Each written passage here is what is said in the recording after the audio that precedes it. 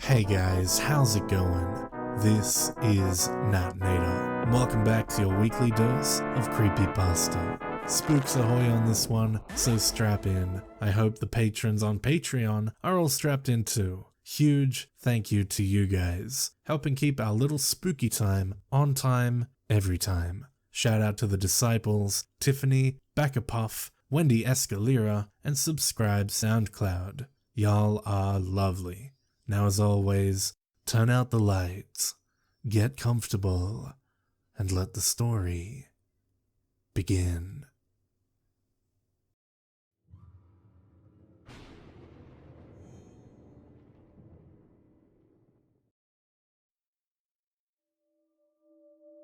I used to work in this pretty old building. It was originally the courthouse for the city I live in. I remember when I first started working there, people would tell me about odd goings-on, like strange noises, lights flickering, or turning off completely, weird smells, etc.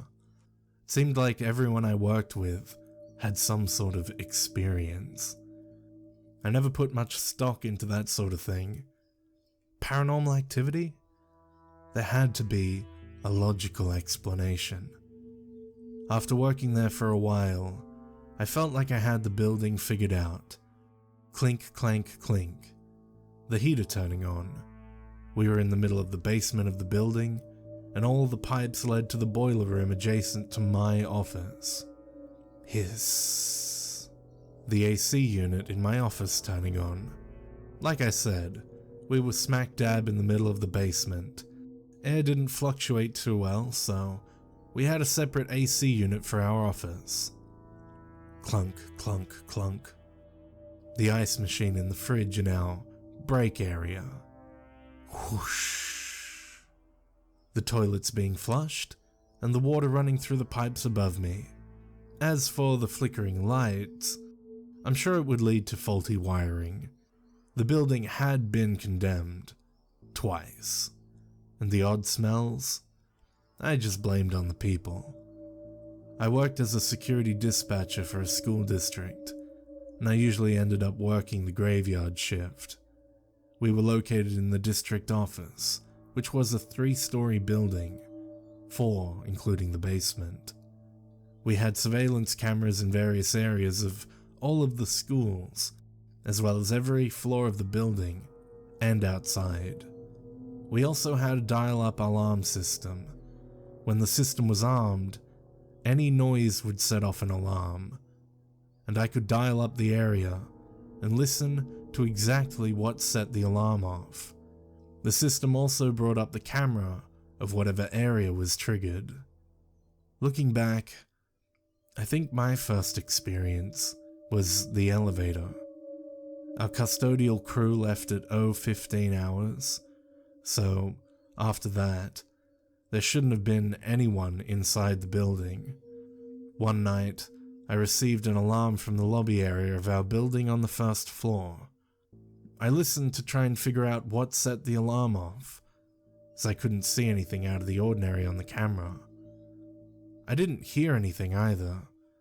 This sort of thing happened. Sometimes the system was faulty, and we received bogus alarms. I cleared the alarm, and almost automatically, I received an alarm from the lobby of the basement. I didn't need to listen to see what the cause of the alarm was.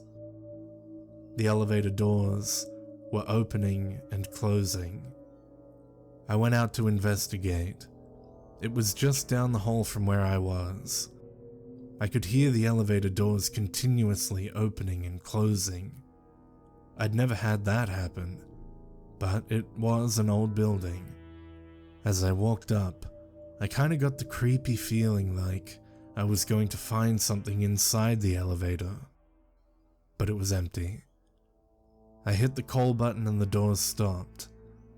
I stood there for a minute looking inside the elevator, checking the doors. I'm not one for elevators, so I didn't step inside. When I stuck my head inside, I smelled a putrid smell. It filled my nostrils and seemed to burn my throat. I pulled back and gagged. and then the elevator doors seemed to slam shut. I was slightly unnerved, but brushed it off and went back to my office. I called the elevator company and scheduled for them to come check it in the morning. The rest of the night was quiet.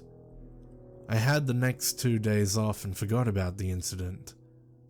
I went back to work on the graveyard shift and started my routine. It was about 02:30 hours and all had been quiet. I received an alarm and saw that it was from the 3rd floor of our building. I checked the camera and once again saw nothing. I dialed up the alarm and I heard something. It sounded at first like a fan blowing, but after listening for a little bit, it started to sound like someone whispering. I saw no one, but the cameras didn't cover every angle of the building. I started to wonder if someone had stayed late. No one notified us, and people were aware of our protocol, but not everyone followed it. I decided it would be best to have one of our guards on call to check it out. It took him about 15 minutes to get to the building. The guard radioed and told me he had arrived. The whispering was still going on. I was beginning to wonder if it was a fan or some sort of machinery making the noise. I told the guard the area of the alarm and waited. As the guard moved through the building, alarms were being set off and I could see him walking via the cameras. He made it to the 3rd floor. I watched and saw him make it to the area where the whispering was coming from. He stopped just under the camera. I could see the back of his head and body, but not his face. He stood there for what seemed like minutes. I dialed up the area and the whispering seemed louder now. I could almost make out words, but it was so fast. It sounded like the same thing was being repeated over and over. All of a sudden, the guard turned his face toward the camera. His eyes were wide, and his mouth was wide open like he was screaming, but nothing was coming out. I was pretty freaked out. I didn't understand what was happening. I radioed him and asked him what was wrong. My voice was trembling. He didn't respond, just kept staring, unblinking into the camera. I asked my coworker if they were pulling a prank, and he looked freaked out as well and shook his head. He gasped and I looked back at the screen. He was gone, walking back the way he came. I watched as he made his way through the building and down the stairs toward my office. Then he was at the door. We kept the door locked, but there was a little glass window cut out. I saw him look inside. My heart was beating fast. Then, as if nothing happened, he said, "Hey guys, what's going on? Let me in." He had a playful look on his face. I went up to the door and smelled a hint of that awful smell again. Without opening it, I asked, "What just happened up there? What the hell were you doing?" He looked at me confused. "What do you mean? I checked the area and there was nothing. I came down to give you my report." I was furious. I yelled, "Were you messing with us right now? Why would you do that? That was horrible." He really looked confused then. "I don't understand what you're talking about. I went and checked the area and found nothing, and now I'm here trying to give you my report." I cracked the door open, and the smell was stronger. I grabbed the paper and slammed the door. He walked away, head shaking. I watched as he left the building. I went to complete my report, somewhat unsure what to write. The sound seemed to have stopped once the guard left the area. I decided just to say, "Area was found secure." I grabbed the guard's report from the table, having set it there without looking at it. When I read it, I was filled with a variety of emotions. His report read, "I'm watching you as you try to watch me. I can see you, but I am unseen. I tried to reach the guard on the radio, but he didn't respond. I emailed my supervisor and notified him of the situation. The rest of the night was uneventful. The next afternoon, I received a phone call from my supervisor. He said he'd tried repeatedly to reach the guard from the night before, but had been unable to. He wasn't very happy about the incident either, wanted to know what had happened. He said he would let me know as soon as he talked to him. I went into work that night, but I felt a bit off. Walking through the stairwell and down the hall to my office, I felt as though I was being watched. And not by the cameras. It was something else. I got goosebumps all over and realized it was really cold. I walked a little faster and made it to my office, but not before smelling that rancid smell again. I slammed the door behind me. My counterpart was already there, and the other crew left. 15 minutes later, we saw the custodial crew leave. They usually turned and waved at the camera when they left, but not that night. They kept their heads straight ahead and left the building. For a moment, as they walked out the door, I thought it looked like one of them had her mouth widely ajar. I thought it was weird and assumed I caught her in a yawn. I checked my email and saw that my supervisor had sent one stating that he was still unable to reach the guard and said he left a voicemail and email telling him not to come to work until he spoke to him about the situation. Another guard would be covering his shift until then. I felt a little relieved. I really didn't want to see that guy again for a while, if ever. A few hours had passed. We received some alarms here and there from a few school sites, all uneventful.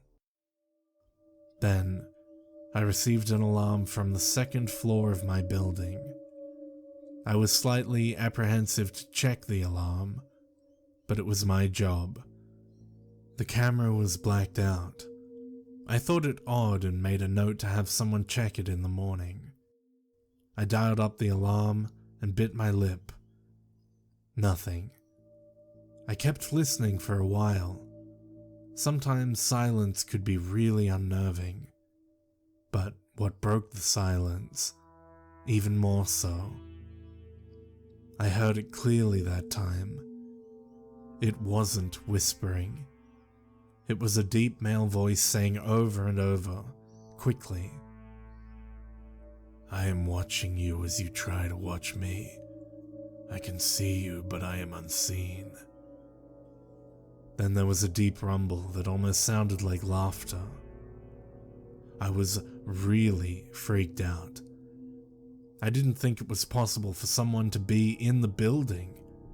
I got on the radio and said I needed a guard ASAP. We only had one guard on duty, and he said he was wrapping up at a school across town, so it would be at least 30 minutes until he'd arrive. I looked at my coworker, who was biting his nails and staring at the screen with the cameras. Then I saw his eyes grow large, and he went pale. I turned to look at the screen and saw why. The camera screen wasn't black anymore. I could see the area now. It was a hallway on the second floor, but in the middle was a dark human figure. It looked like a shadow. All I could make out was a silhouette that looked to be made up of a black mist. Then suddenly, through our speakers, I heard a hoarse, crackling voice. "Can you see me now?" And then there was a wailing so loud I had to cover my ears. Everything went black and silent. All I could hear was my heart beating. After a minute, the emergency lights kicked on. The room was dimly lit, and I didn't see my coworker anywhere. The generator kicked in for the security system, and it was rebooting still, so I couldn't check the cameras. I turned and looked at the door, and it was wide open. My heart felt like it was going to beat out of my chest. I don't know what that thing was, but in that moment, I believed in everything. I made the decision to get the hell out of there. The job wasn't worth it. I shakily started to make my way through the dark basement. The emergency lights helped in making the situation all the more creepy. I started to sob when I saw a human form at the end of the hall. The smell was back too, and stronger than ever. I tried to cover my nose and mouth with my sweater, but it didn't help much. I got my phone out and turned on the flashlight. "Charlie?" I called out to my coworker. I felt completely uneasy that he was just standing there, his back to me. I was about 10 feet away when he turned suddenly, his eyes wide and mouth wide, like he was trying to scream, just like the guard. I screamed and turned to run the other way when I saw another human form at the end of the hall. I heard that hoarse, crackling voice again. "Can you see me?" I had seconds to make a decision, and I decided to run back in the direction of my coworker. That was the quickest way out of the building. He stood there unmoving as I ran past, but made an awful gurgling sound. It sounded like he said, "I see." I felt as if I might faint, but as I saw the stairwell that would lead to the exit and my freedom, I felt a burst of adrenaline. As I made it to the top, I felt a coldness, and then I heard that voice again. "Look at me, Pamela." I didn't turn around. I reached the door, ran out and slammed it shut behind me. I kept running through the parking lot until I reached my car. I was opening the door and I heard something behind me. Something grabbed my shoulder and I screamed and turned and saw it was the guard who I'd called to inspect the alarm. He looked at me with concern and asked what happened and if I needed assistance. I told him I just needed to get away from the building now. He told me I wasn't driving anywhere and to get in his car. It was out on the street and I ran towards it and got inside. I knew I was probably in shock and shouldn't drive, and I knew the guy well enough. I couldn't look at the building. When we were far enough away, I told him what happened. He looked at me like I was insane. I don't think he ever had a call out to the building. I had him drop me off at my boyfriend's apartment. The next day I didn't want to go back, but I had to get my car. So my boyfriend took me over and said he would stay with me. I saw my supervisor in the parking lot. When he saw me, I could tell he was furious. "Where the hell did you go? Charlie called me this morning and told me that you walked out in the middle of your shift." "Charlie called and told you that, huh? Well, I have one thing to say. I quit." He looked shocked and opened his mouth as if to say something, but then just walked away. I got in my car and have never set foot in that building again. About a week after I left, I heard that the guard from the night I first heard the whispers was found hanging in his apartment, eyes and mouth wide open.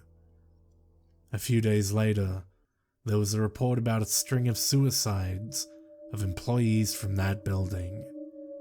The 2 custodians and Charlie were all found to have committed suicide, and all found with eyes wide and mouths agape. I did some digging around online and found these were not isolated occurrences. Even as far back as 1922, when the building was a courthouse, there were reports of multiple employee suicides.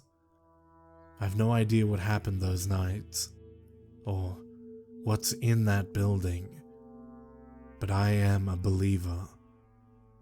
It's been a few years since then, and I try to avoid that building as much as possible. But sometimes I do have to drive by, and I can't help but look up at it, wondering what might be looking back at me.